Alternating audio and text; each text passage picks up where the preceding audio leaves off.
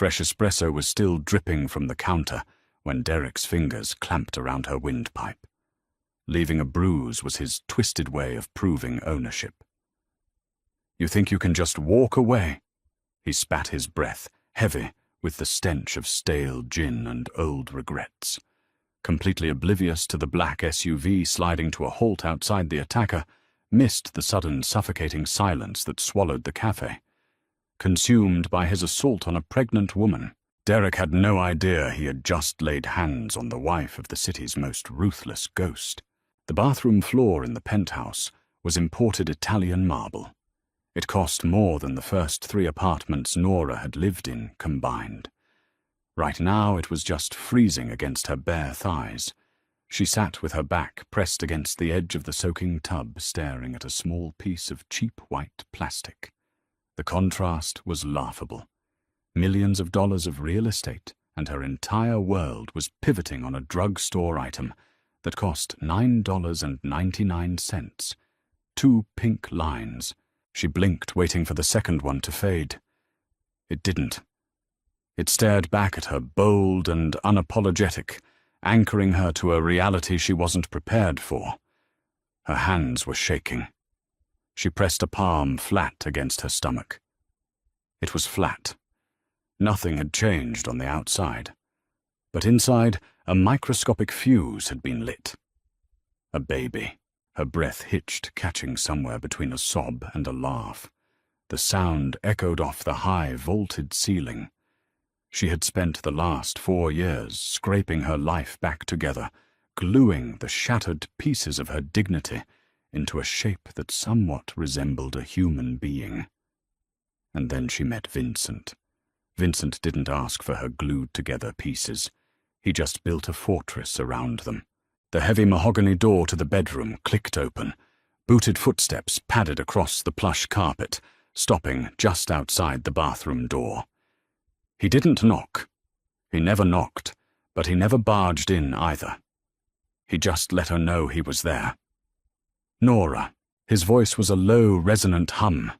It was the kind of voice that commanded boardrooms, struck terror into the hearts of men twice his size, and somehow managed to soothe her worst panic attacks. Vincent Costello didn't yell. He didn't have to. The world simply bent to whatever volume he chose to speak at. She scrambled to her feet, knocking a bottle of expensive bath oil off the counter. It shattered, filling the air with the overpowering scent of bergamot and cedar. "Damn it," she muttered, kicking the glass aside and shoving the plastic stick deep into the pocket of her silk robe. Vincent pushed the door open. He was fully dressed in a tailored charcoal suit, minus the jacket.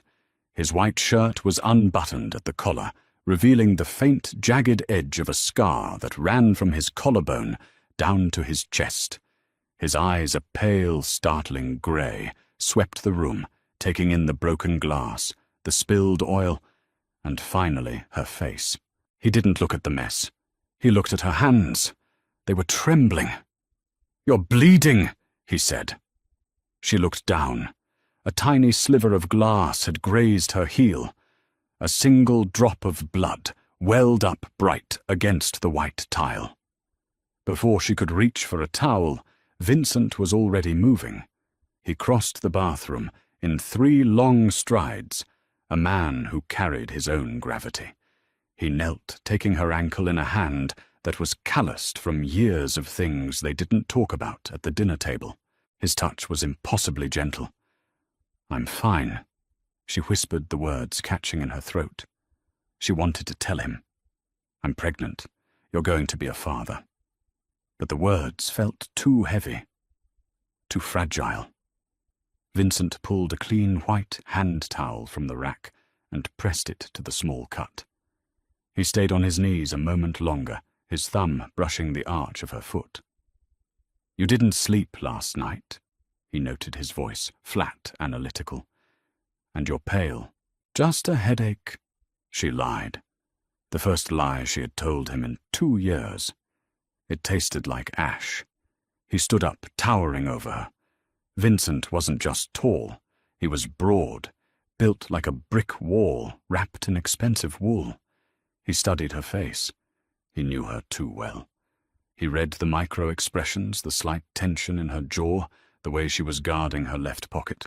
"I have a meeting at the docks," he said, quietly deciding not to push. He reached out his knuckles, grazing her cheek. The skin on his hand was rough. "Take the day, Nora. Rest. I'll have Leo wait downstairs if you need to go out." Leo. His shadow. His trigger man. "I don't need a babysitter, Vincent. I might just grab a coffee later." His grey eyes hardened just a fraction, a millimetre of frost. "You are my wife. You do not walk this city unprotected. Not ever. It wasn't a threat. It was a fact." She was married to the head of the Costello Syndicate. Half the city paid him for protection. The other half prayed they never crossed his path.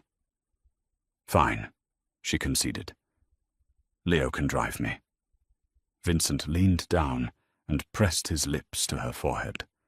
It was a lingering kiss, grounding and warm. "I'll be home by 6, he murmured.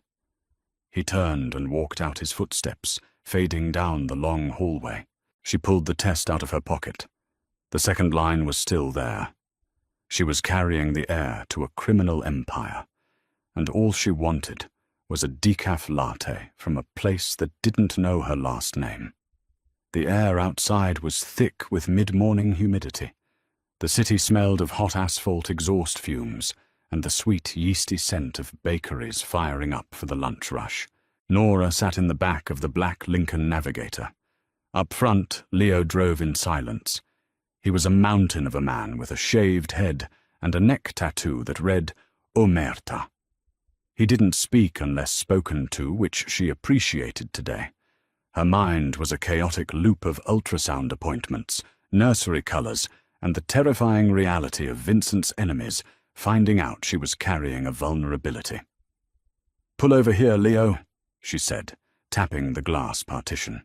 Leo glanced at the rearview mirror, his brow furrowing. "Here, Mrs. Costello. This isn't our usual sector." "I know. I want to walk for a minute."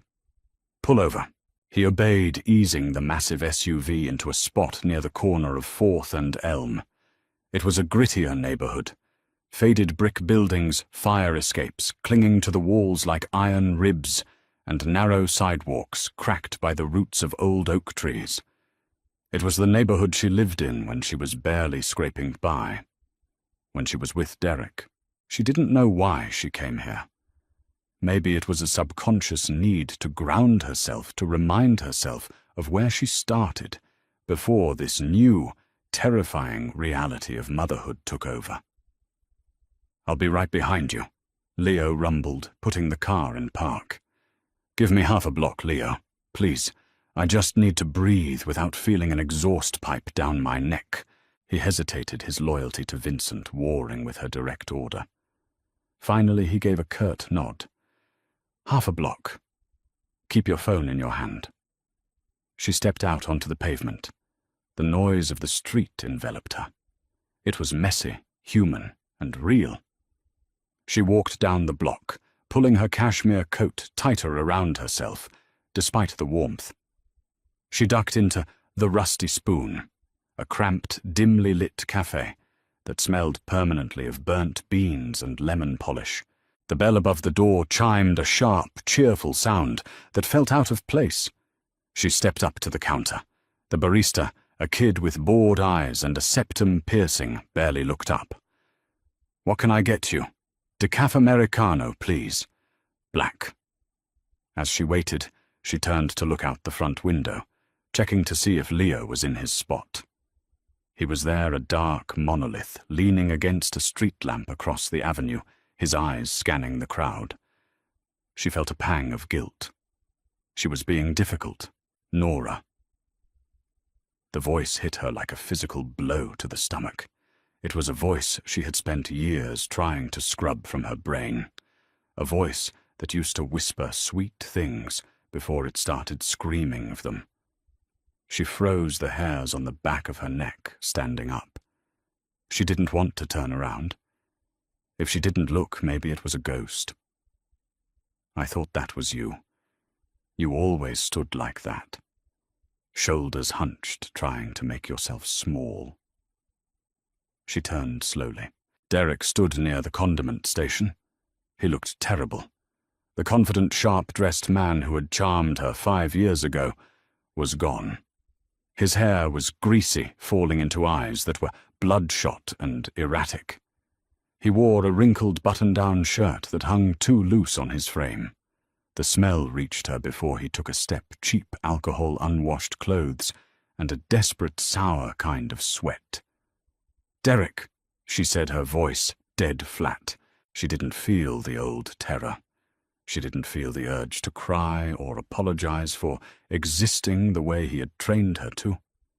She just felt a profound, overwhelming sense of disgust and pity. He took a step closer, his eyes raking up and down her body. He took in the cashmere coat, the designer boots, the subtle gleam of the diamond studs in her ears. His jaw tightened. "Look at you!" He sneered, the resentment bubbling up instantly. He always hated when she had something he didn't. "Playing dress-up? Who's funding this little charade? You finally find some rich idiot to leech off of decaf Americano." The barista called out, sliding a paper cup onto the counter. She reached for it, ignoring Derek. She took the cup, her hand steady. "I'm leaving. Don't speak to me again." She turned toward the door. She didn't want a scene. Not with the secret she was carrying. Not with Leo 50 yards away, armed and trained to neutralize threats. If Derek pushed this, he had no idea the kind of hell that was about to rain down on him.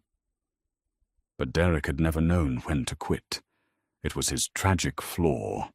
He thrived on the sick power of pulling people back down into his mud. He stepped into a path blocking the exit. The cafe was mostly empty, just an old man reading a newspaper in the corner, and the bored barista. "I'm talking to you." Derek snapped his voice, rising, the thin veneer of civility cracking. "You think you're better than me now? You think you can just look right through me? You were nothing when I found you. Nora. Nothing. Move, Derek." She kept her voice low. "Calm. You are making a mistake." He laughed, a harsh, grating sound. "A mistake? What you're going to call the cops, we both know you don't have the spine for that. You always were a coward." He stepped closer. The proximity made her skin crawl. Her hand instinctively went to her stomach, a fleeting, protective gesture. It was a micro-movement, barely a twitch, but Derek's erratic eyes caught it. He looked down at her hand. He looked at her waist. He looked at the massive, emerald-cut diamond ring on her left hand that he had been too enraged to notice until now. The realization hit his face in stages. Confusion, disbelief, and then a violent, ugly jealousy. "You're married." He breathed the words, dripping with venom. "And what?" "You're knocked up. Derek, back away right now." Her heart started to hammer against her ribs. She wasn't scared for herself anymore. She was scared for the life inside her. "Who is it?" he demanded, his face flushing dark red. He closed the distance, backing her into one of the small, wobbly cafe tables. Some suit. Some pathetic middle management loser who doesn't know your used goods. "Don't do this," she warned. She glanced out the window. The glare on the glass made it hard to see, but she knew Leo was out there. If she screamed, Leo would come through the glass. But bullets flying in a small cafe wasn't an option. "You don't get to walk away from me and get a happy ending," Derek shouted, his voice cracking with unhinged rage. The old man in the corner finally looked up, his eyes widening. The barista reached for the phone behind the counter. "I made you," Derek spat spit flying from his lips. "You owe me." He lunged. It happened with the sudden chaotic violence of a car crash. Derek didn't just grab her arm. He went for the throat. It was his signature move, the ultimate assertion of control. His hand, clammy and trembling with rage, clamped around her windpipe. The force of it drove her backward. Her spine hit the edge of the wooden table, a sharp jolt of pain shooting up her back. The decaf Americano flew from her hand, the lid popping off. Dark liquid splashed across the linoleum floor, soaking the cuffs of Derek's frayed jeans. "You think you can just replace me?" He roared his fingers, digging into the soft tissue of her neck. Her air supply was instantly cut off. Panic, cold and primal, spiked through her veins. She clawed at his wrist, her perfectly manicured nails digging into his skin, trying to pry his fingers loose.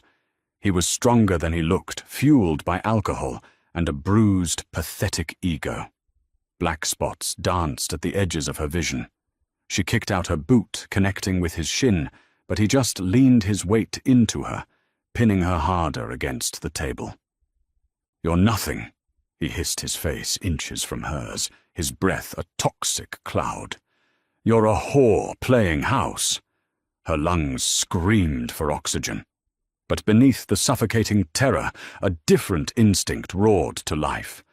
She wasn't a victim anymore. She was a mother. And she was a Costello. She stopped clawing at his hand. Instead, she drove her knee upward with every ounce of leverage she had left. It wasn't a perfect hit, but it caught the inside of his thigh. Derek grunted, his grip loosening just a fraction. She gasped, sucking in a ragged, burning breath of air. At that exact second, the bell above the cafe door didn't chime. It violently snapped off its hinge as the heavy glass door was kicked open. The sound was like a gunshot. Derek jumped his head, whipping around, but his hand stayed on her throat. The temperature in the room plummeted. It wasn't Leo who walked in. Leo was right behind him, his hand already deep inside his coat, his face a mask of lethal intent. But leading the charge was Vincent. He must have tracked her phone. He must have finished his meeting early. It didn't matter how he got there. What mattered was the look on his face. She had seen Vincent negotiate multi-million-dollar weapons deals. She had seen him walk through a room full of federal agents without his heart rate elevating. She had seen him cold, calculating, and ruthless. But she had never seen him like this. There was no anger on his face. Anger implies a loss of control. Vincent was perfectly, terrifyingly still. His posture was relaxed, his hands loose at his sides, but the energy radiating off him was catastrophic. He was a predator looking at a wounded rabbit that had dared to touch his mate.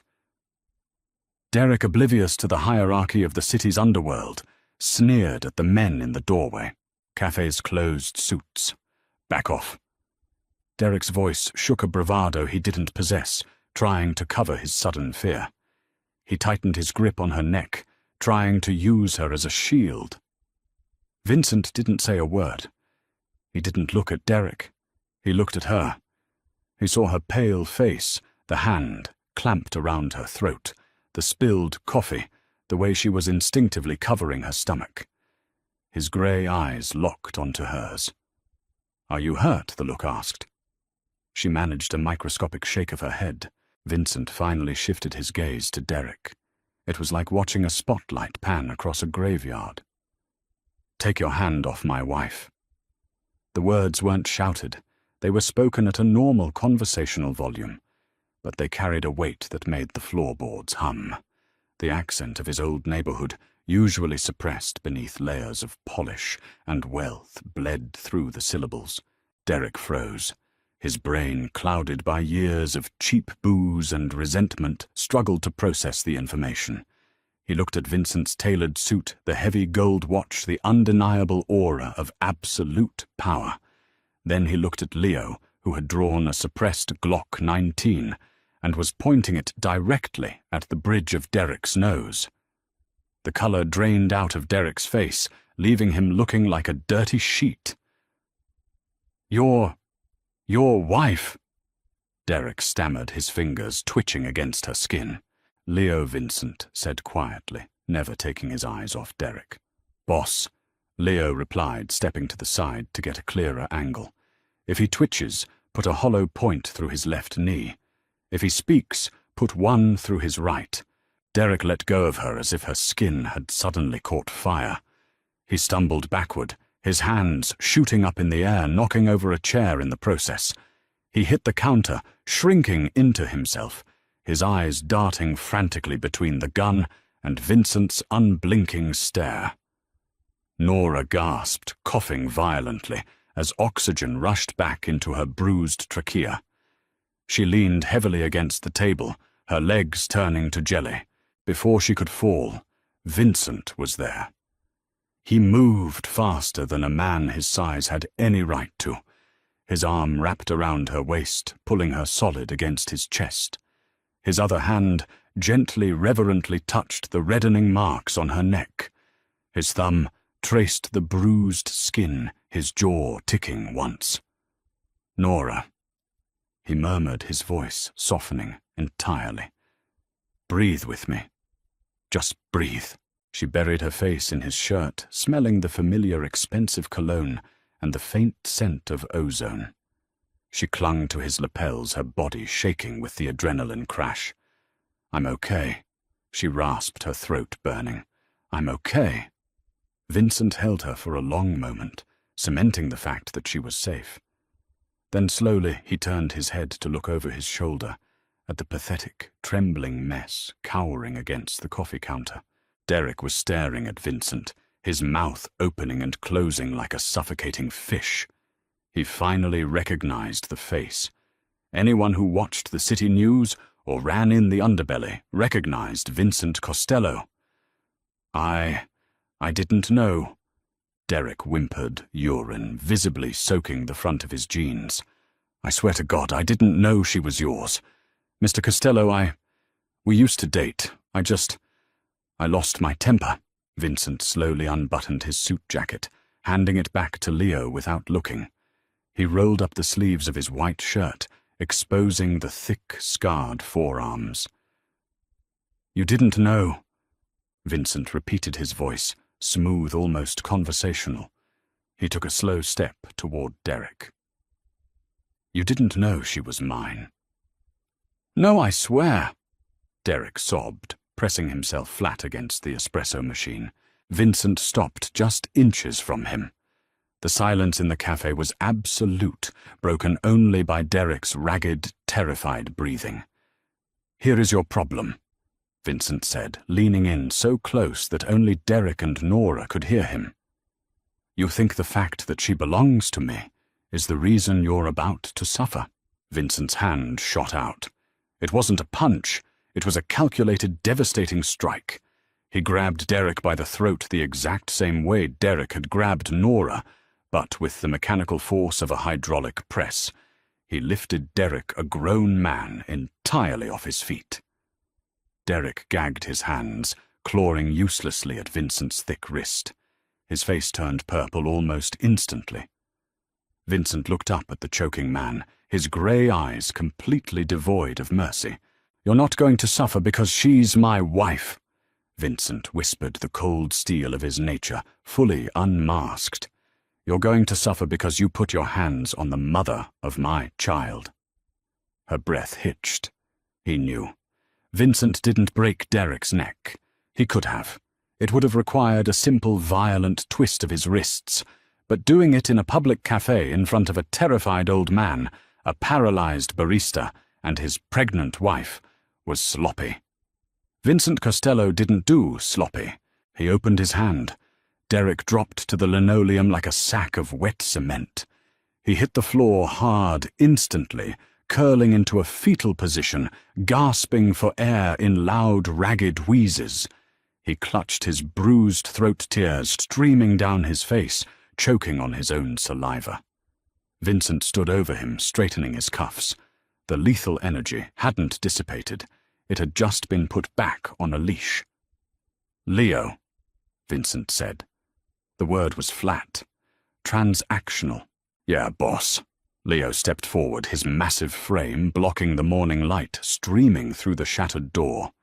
He grabbed Derek by the back of his collar, hauling the whimpering man up as easily as a stray dog. "I don't care!" Derek choked out his eyes, rolling back in terror. "Please, I won't ever look at her again." "You won't," Vincent agreed quietly. He turned his back on Derek. He walked over to Nora, ignoring the mess of spilled coffee and broken glass. He stripped off his coat entirely and draped it over her shoulders. It was heavy, retaining his body heat, and smelled of gun oil and cedar. "Let's go home, Nora." "Oh." He wrapped his arm securely around her waist and guided her out of the cafe. They stepped over the broken door frame and out into the suffocating humidity of the street. Nobody on the sidewalk had stopped to look. In this part of the city, when a black SUV was parked on the curb and men in suits kicked in doors, civilians suddenly found a deep interest in their shoelaces. Nora didn't look back to see what Leo was doing with Derek. She didn't want to know. The cynical part of her, the part that had grown cold and hardened over the last 4 years, hoped Derek felt every ounce of the fear he had instilled in her for years. The human part of her just wanted to forget he existed. Vincent helped her into the back of the Navigator. The leather was cool. The tinted windows instantly muted the chaos of the outside world, plunging them into a quiet, insulated bubble. Vincent slid in next to her and pulled the door shut. He didn't start the engine. He just sat there, turning his body to face her. He reached out his long fingers, gently brushing her hair away from her neck. The skin there was already turning a mottled purple and red. His jaw locked. A muscle ticked near his temple. "I should have killed him," he whispered. It wasn't a boast. It was a genuine, bitter regret. "Vincent, you can't just execute people in coffee shops," she rasped. Her voice sounded like gravel grinding together. Swallowing felt like swallowing razor blades. "I can," he corrected her smoothly, "and I will if they touch what is mine." He put his hands on you. On my family.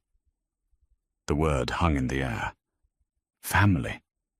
She pulled his coat tighter around herself. The adrenaline was finally wearing off, leaving her hollowed out and shivering despite the heat. "How did you know?" Vincent leaned back against the seat.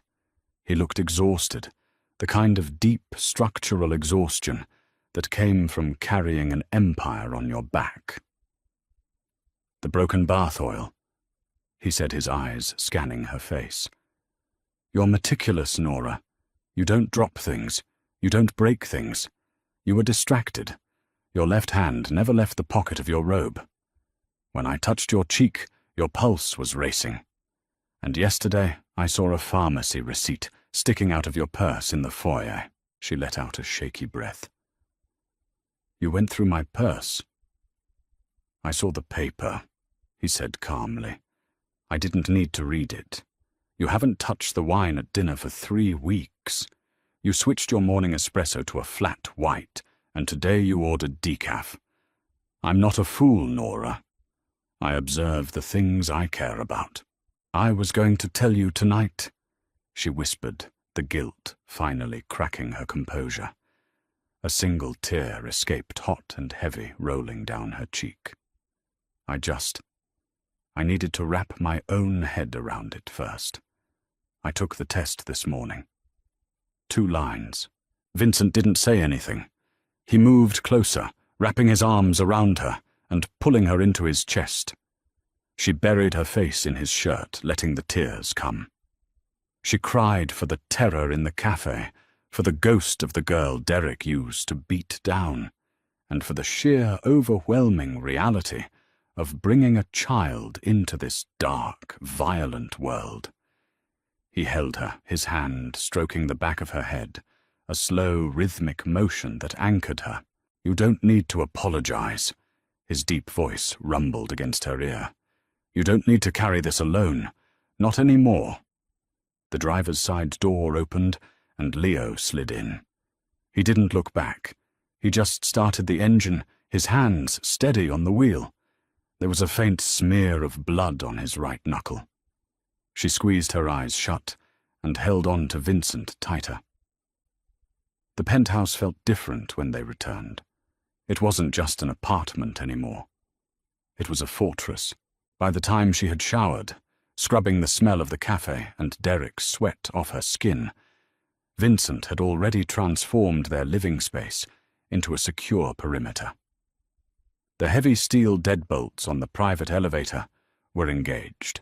The security feeds in the control room down the hall were being monitored by two of his most trusted men. Nora walked into the master bedroom, wearing soft cotton sweatpants and one of Vincent's oversized T-shirts. Dr. Aris was sitting on the edge of the chaise lounge, packing away his medical kit. He was an older man, a brilliant physician, who had lost his license a decade ago for refusing to testify against the Costello family.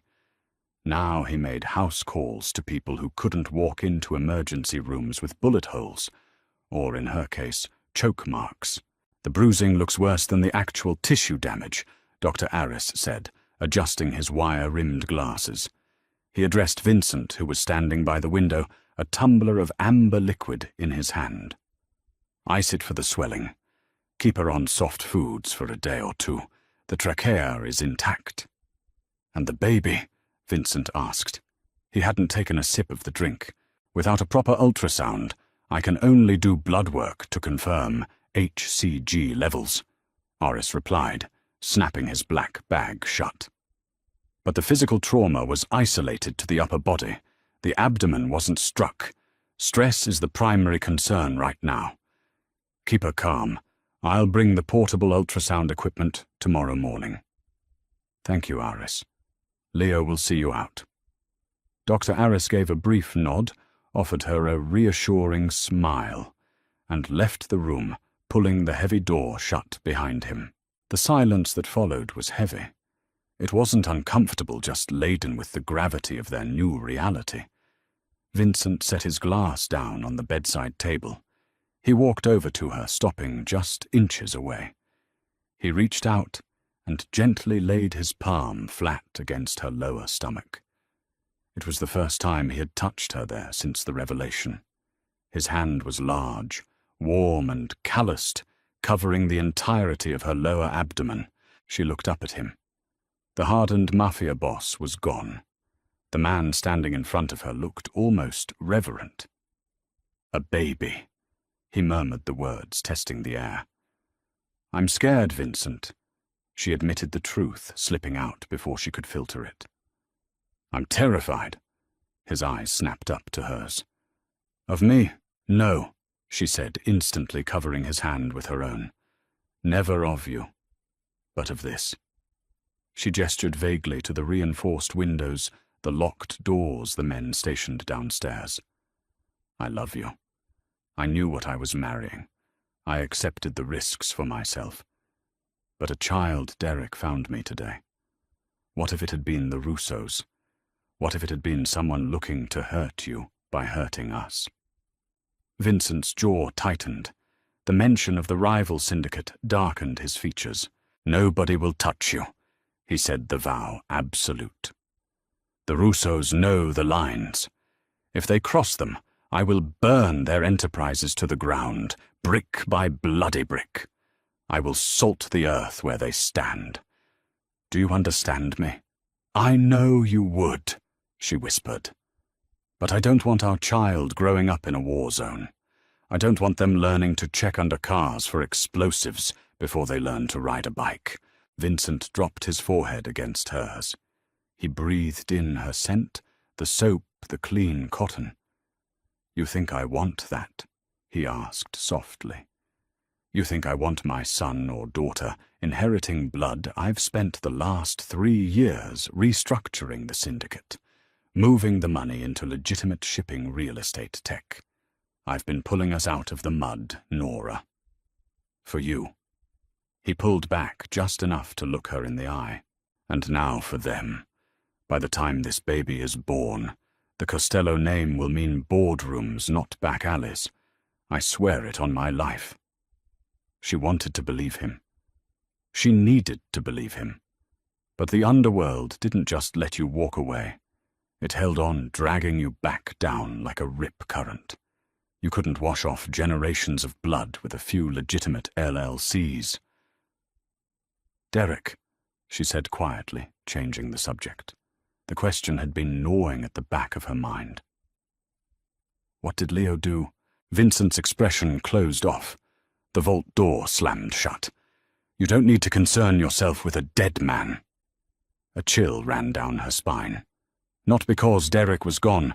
A sick, twisted part of her felt a profound sense of relief, but because of how easily Vincent could erase a human life. It was a reminder of the monster that lived beneath the tailored suits and the gentle touches. "Okay," she said, leaning into his chest. "Okay." She closed her eyes, listening to the steady, powerful rhythm of his heartbeat. It was a comforting sound, but beneath it, she could hear the faint, echoing drum of war drums. 3 days passed. The bruising on her neck faded from violent purple to a sickly yellow, easily covered by a silk scarf or a high collar. True to his word, Vincent kept her insulated. She didn't leave the penthouse. Her meals were brought up by a trusted chef. Dr. Heirs returned the cold gel and the rhythmic whoosh-whoosh of a tiny heartbeat, cementing the reality of the life growing inside her. Vincent had recorded the heartbeat on his phone. He didn't tell her he did it, but she saw him listening to it in his study late at night, staring out over the city skyline, with a glass of scotch untouched on his desk. But a secret in their world was like blood in a shark tank. It was only a matter of time before the water turned red. It happened on a Thursday. Vincent had to host a dinner for his capos, the lieutenants, who managed the daily operations of the syndicate. Usually she made a brief appearance, smiling politely, pouring a round of drinks, and then retreating upstairs. It was a display of domestic stability, a subtle reminder that Vincent was a man with a dynasty. Tonight the dining room was thick with cigar smoke and the smell of roasted lamb. 6 men sat around the long mahogany table. At the far end, directly opposite, Vincent sat Dominic. Dominic was ambitious, sharp, and entirely too confident. He ran the ports on the east side, a highly lucrative operation that gave him a dangerous amount of leverage. He was a man who smiled with his teeth, but never his eyes. Nora stood by the sideboard wearing a high-necked black dress, quietly directing the waitstaff. "The unions are pushing back on the new shipping schedules, boss," Dominic was saying, slicing into his meat with aggressive precision. "We need to make an example of the strike leaders. Break a few knees, remind them who signs the checks." "No," Vincent replied evenly, not looking up from his plate. "We negotiate. Violence brings the feds. We are transitioning to legal cargo on those routes." Dominic scoffed a short, ugly sound. He dropped his knife onto the china plate. It clattered loudly. The rest of the table went dead silent. "Transitioning," Dominic repeated, leaning back in his chair. He looked around the table seeking validation from the older men, but none of them met his eye. They weren't suicidal. "With all due respect, Vincent, you've been talking about transitions a lot lately. Pulling back, going soft. We're bleeding territory to the Russos because you won't authorize a strike on their warehouses." Vincent slowly wiped his mouth with a linen napkin. He placed it on the table. The silence in the room became suffocating. "Are you questioning my leadership, Dominic?" Vincent's voice was a low purr. It was the exact tone he had used with Derek in the café. "I'm questioning your focus." Dominic countered, his eyes flicking over to her by the sideboard. It was a fatal mistake. "Word on the street is there was a mess at a coffee shop a few days ago. Some junkie put hands on your wife. A junkie who somehow slipped past our supposedly impenetrable security net." Her stomach plummeted. She kept her face blank, her hands tightly clasped in front of her, but she felt the blood drain from her cheeks. The scarf around her neck suddenly felt like a noose. Dominic leaned forward, resting his elbows on the table. "You handled it, sure. But the fact that it happened at all, People talk. They say you're distracted, and distraction is a liability. His gaze lingered on her a second too long, especially if there's a reason you're keeping her locked up in this tower lately. A vulnerability, perhaps. He knew. He didn't have the details, but he had the scent. Someone in Dr. Orris's office, someone at the pharmacy, a loose word from a bodyguard. In this life, paranoia wasn't a disorder. It was a survival requirement. Before Dominic could take another breath, Vincent moved. He didn't yell. He didn't stand up. He simply reached across the table, grabbed Dominic by the back of his expensive silk tie, and slammed his face directly into the heavy mahogany wood. The sound of cartilage snapping echoed off the vaulted ceiling. Several wine glasses tipped over, spilling dark red liquid across the pristine white tablecloth. None of the other capos moved a muscle. They sat frozen, their eyes locked on their plates. Dominic let out a muffled scream, blood pouring from his shattered nose, instantly soaking the linen. Vincent kept his face pinned to the table, his grip on the tie acting as a garrote. "Let me clarify my focus for you, Dominic," Vincent whispered, leaning over the table, his face inches from the bleeding man's ear. "My wife is not a distraction. She is the foundation of this family. If you look at her again, if you speak of her again, if you even think about her, when you close your eyes at night, I will personally strip the skin from your bones." Vincent released the tie and stood up. He adjusted his jacket, looking down at Dominic, who was groaning, clutching his ruined face.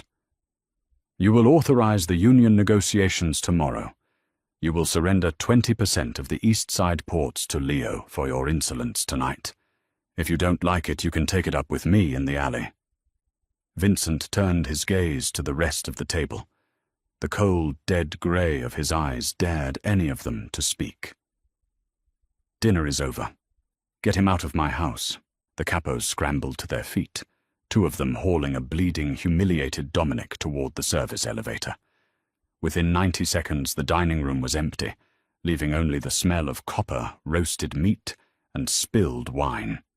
Vincent stood at the head of the table, his chest rising and falling in slow, controlled breaths. Nora stepped forward, her low heels clicking against the hardwood floor. She didn't look at the blood on the table. She walked up to him and placed her hand on his chest. His heart was hammering. He looked down at her, the brutal violence in his eyes slowly receding, replaced by a desperate, crushing need to protect. "They know," she whispered, the reality settling over them like a heavy shroud. Vincent wrapped his hands over hers, his grip tight. He looked at the blood on the table, then out the floor to ceiling windows, toward the glittering lights of the city. A city full of enemies who had just found out where the king hid his heart.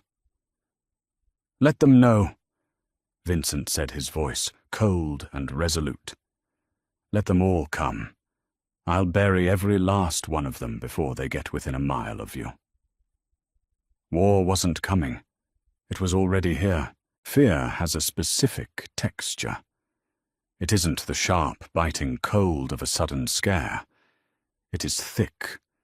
It coats the back of your throat like dust, making every swallow a conscious effort. For 48 hours after the dinner, that dust settled over the penthouse. Vincent didn't go to the office. He converted the sprawling library into a war room. The heavy oak doors remained shut, but the low, urgent hum of voices bled through the cracks. Men came and went. Men she recognized and men she didn't. They wore dark clothes, carried heavy duffel bags, and avoided eye contact with her. The elegant, curated aesthetic of their home was rapidly replaced by the stark, pragmatic architecture of a siege. Nora sat on the velvet sofa in the living room, a book open on her lap. She hadn't turned a page in an hour. Her phone vibrated on the glass coffee table. She jumped, her heart kicking against her ribs. It was an encrypted device Vincent had handed her that morning. Only 3 people had the number. She picked it up. A text from Vincent, who was 50 feet away in the library. "Come here." She set the book down and walked across the Persian rug. The guard stationed at the hallway nodded respectfully, stepping aside. She pushed the heavy oak doors open. The air in the library was stale, smelling of bitter espresso and ozone from the running servers. 4 capos stood around the massive desk. Leo was by the window, a rifle casually resting against his thigh, peering through the blinds. Vincent stood at the center of it all. The suit was gone. He wore dark jeans and a black Henley, a holstered sidearm strapped to his chest. He looked like the ghost the streets called him. He looked up as she entered. With a subtle flick of his chin, the room cleared. The capos filed out in silence. Leo lingered for a second, catching Vincent's eye before stepping out and pulling the doors shut behind him. Vincent didn't say a word. He just pointed to the center of his mahogany desk. Sitting perfectly square on the leather blotting pad was a small square box wrapped in plain brown paper. The security seal had been broken by one of the explosives experts downstairs. The lid was off. She walked closer, her stomach tightening. "What is it?" "It arrived at the ground floor reception 10 minutes ago," Vincent said. His voice was entirely devoid of inflection. That was when he was at his most dangerous. "Courier. Paid in cash. No cameras caught his face." She looked inside the box. Resting on a bed of cheap black tissue paper was a silver baby rattle. It was antique, heavily tarnished. Tied around the handle was a thin, dark red ribbon. It wasn't a death threat. It was a promise. "We know."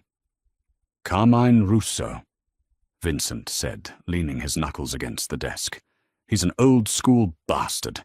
He thinks this is a psychological game. He thinks he can rattle the cage and watch me panic." She reached out and touched the red ribbon. The fabric was rough. "Is it working?" Vincent's gaze snapped to hers. The grey in his eyes was molten. "Panic, no, but it forced my hand. We can't hold a defensive perimeter in a high-rise indefinitely. There are too many blind spots, too many variables. If they want a war, they get a war. But I'm not fighting it with you in the crossfire." He walked around the desk, stopping right in front of her. He reached down, taking both of her hands in his. His palms were warm, steadying the slight tremor in her fingers. "You're moving," he said softly. "Tonight. Under the cover of a storm front coming in. Leo and a 4-man element will take you to the compound in the Berkshires. It's off the books, state-of-the-art grid. You stay there until I pull the Russos out by their roots. And you," she asked, her voice cracking, "where will you be?" "In the mud," he replied bluntly. "Where I belong. I have to tear down their infrastructure. Nora, I have to make the cost of touching my family so unimaginably high that no one will ever look at you again." She wanted to beg him to come with her. She wanted to tell him they had enough money to disappear, to change their names, and live in a quiet house by a quiet ocean. But that was a fantasy. Men like Vincent Costello didn't get to disappear. They either maintained their throne or they were buried under it.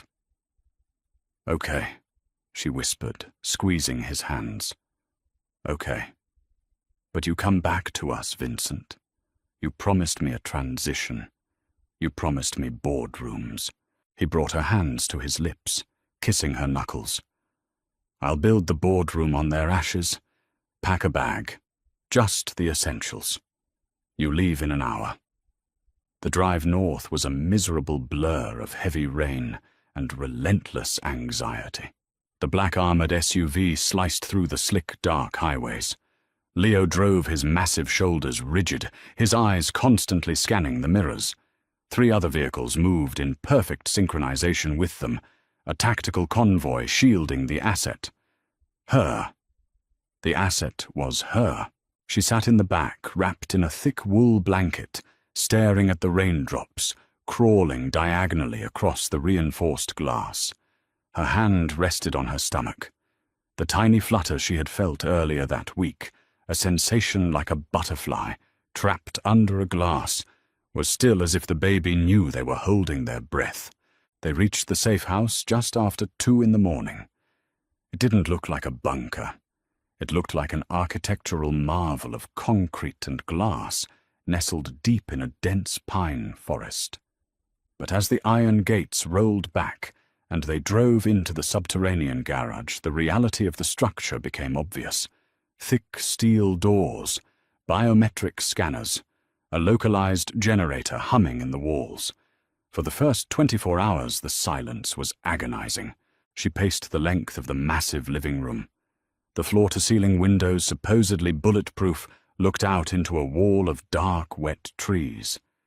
Leo sat in the corner, a radio earpiece coiled around his neck, cleaning a disassembled Sig Sauer with methodical precision. "You need to eat, Mrs. Costello," Leo grumbled, not looking up from the slide of his weapon. "Dr. Harris said you need to keep your blood sugar level." "I'm not hungry, Leo. I didn't ask if you were hungry. I said you need to eat." She stopped pacing and managed a weak smile. Leo was practically a machine, but beneath the tattoos and the scowl, he had a fierce, protective loyalty that she clung to. She went to the kitchen and forced down a piece of dry toast and a glass of water. As she set the glass in the sink, the power cut out. It wasn't a flicker. It was an instant, absolute plunge into pitch blackness. The ambient hum of the house died. Her breath caught. She froze in the dark kitchen. A second later, the emergency backup lights kicked on, bathing the house in a low, eerie red glow. She heard the sharp metallic snap of a magazine sliding into a grip. Leo was out of his chair and moving toward the hallway before she could even process the sound.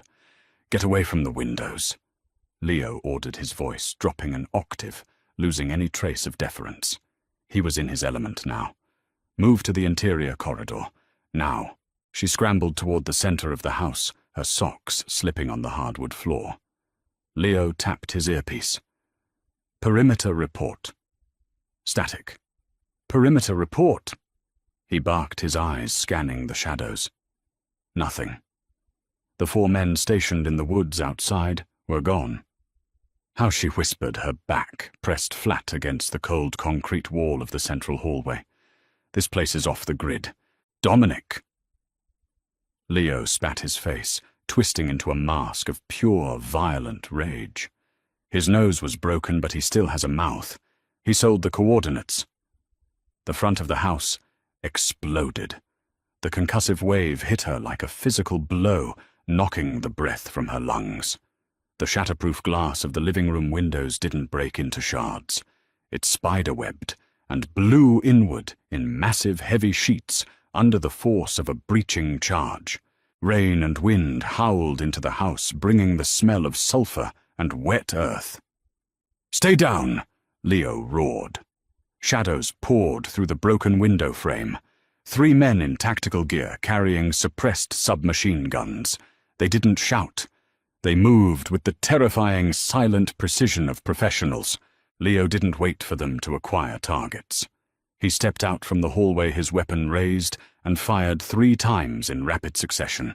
The shots were deafening in the enclosed space. The first intruder dropped instantly, a red mist spraying against the concrete wall. The other 2 returned fire. The sound was a chaotic, staccato, mechanical tearing. Drywall exploded around Leo. Wood splintered. She covered her ears, screaming, curling into a tight ball on the floor, protecting her stomach with her knees and elbows. Leo grunted a harsh, wet sound. He stumbled back into the hallway, his left arm hanging uselessly at his side, dark blood instantly soaking his shirt. But his right hand was steady. He fired twice more, dropping the second man. The third attacker, realizing the fatal funnel of the hallway, ducked behind the kitchen island. "Ammo!" Leo hissed through gritted teeth, struggling to eject his empty magazine with one hand. Blood was pooling on the floor beneath his boots. His face was entirely pale. The third man peeked around the marble island, aiming his weapon at the hallway where Leo was pinned. She was on the floor halfway between Leo and the kitchen. The dead intruder's rifle had slid across the floor during the breach. It was resting 3 feet from her hand. She didn't think. Instinct, raw and maternal, hijacked her brain. Derek had taught her how to be small, how to cower and wait for the pain to stop. But the child inside her demanded something else. It demanded she survive. She lunged forward, sliding on her knees across the polished floor. Her fingers closed around the cold, heavy metal of the rifle. It was heavier than she expected. Clunky, covered in the slick, metallic smell of gun oil. She pulled it to her chest, rolling onto her back, just as the third man stepped out from behind the kitchen island. He saw her. His eyes widened slightly beneath his tactical mask. He pivoted his weapon toward her. She didn't aim. She just pointed the heavy barrel at his center mass and squeezed the trigger. The gun bucked violently in her hands, a brutal, jarring recoil that slammed into her shoulder. The noise was blinding. She held the trigger down for 2 seconds. The burst of fire tore into the man's chest, shredding his tactical vest and driving him backward into the refrigerator. He slid down the stainless steel doors, leaving a thick, dark smear behind him, and didn't move. The sudden silence was heavier than the gunfire. Her ears were ringing a high-pitched, sustained whine that drowned out the sound of the rain. The smell of cordite was suffocating, burning her nostrils. She lay on her back, the heavy rifle resting across her chest, her hands shaking so violently she couldn't pry her fingers off the grip. She was gasping for air. A shadow loomed over her. She flinched, trying to raise the barrel again, but a heavy hand clamped down on the weapon, gently pushing it aside. It was Leo. He was clutching his bleeding shoulder, leaning heavily against the wall, looking down at her, with a mixture of shock and profound respect. "You're okay, Mrs. Costello," he rasped, coughing. "Threat is neutralized." She let go of the gun. She rolled onto her side and threw up just water and bile onto the pristine hardwood floor. "We have to move," Leo said, his voice straining. "That was an assault team. The cleanup crew will be right behind them." Before she could push herself up, the roar of an engine cut through the rain. Tires screeched on the pavement outside. Headlights, blindingly bright, swept across the ruined living room. Leo raised his pistol, aiming at the front door, his hand trembling from blood loss. The heavy front door was kicked open. A figure stepped into the red emergency light, broad shoulders soaking wet, a weapon in each hand. "Leo," the voice commanded. It was Vincent. Leo lowered his gun, letting his head fall back against the wall. "Boss." Vincent surveyed the room in a fraction of a second. He saw the dead men. He saw Leo bleeding. And then he saw her, on her knees, in the hallway, shaking a discarded rifle at her side. He dropped his weapons. They clattered onto the floor. He crossed the room in 2 strides, falling to his knees in the glass and blood. He pulled her into his chest, burying his face in her neck.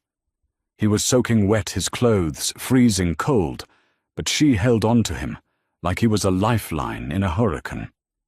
"I've got you," he chanted into her hair, his voice breaking. The immovable object had finally cracked.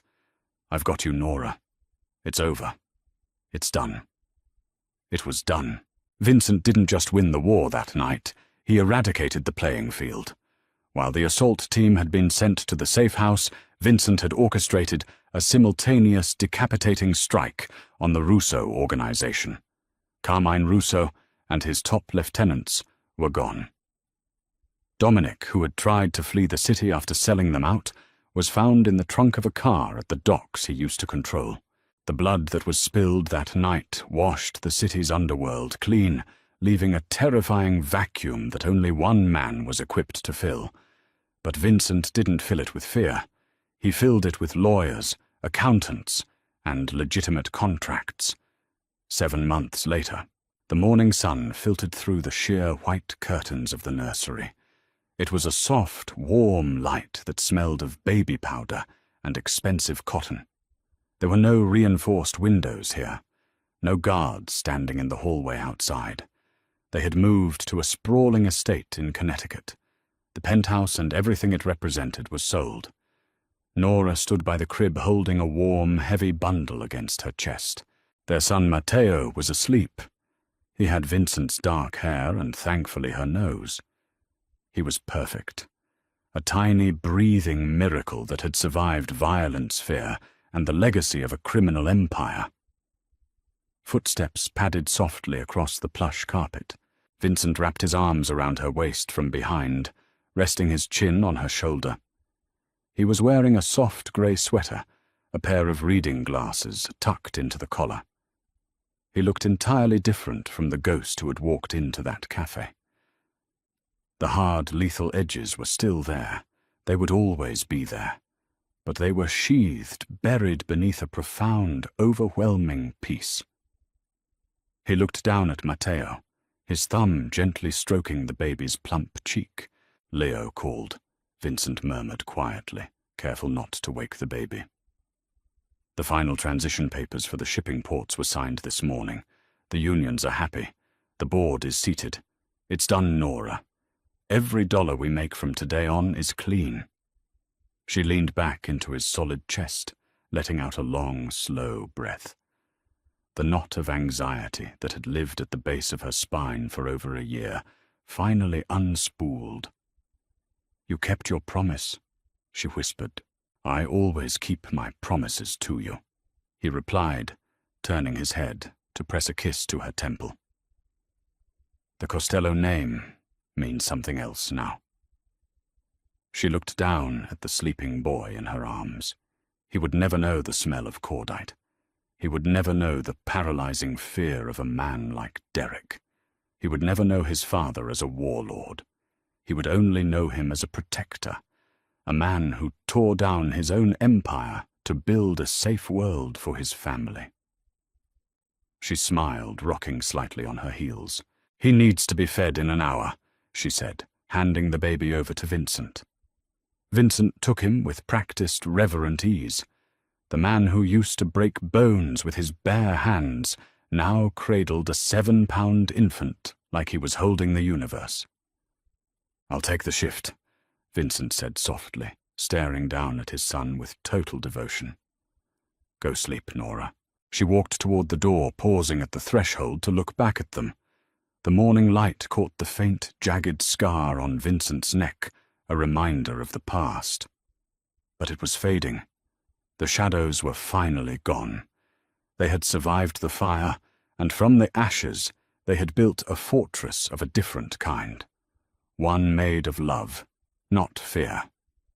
And for the first time in her life, she wasn't afraid of the future. She was just ready to live it. If you loved this gritty, emotional journey of Nora and Vincent, fighting for their family, smash that like button. Tell us in the comments below, would you have pulled the trigger if you were in Nora's shoes?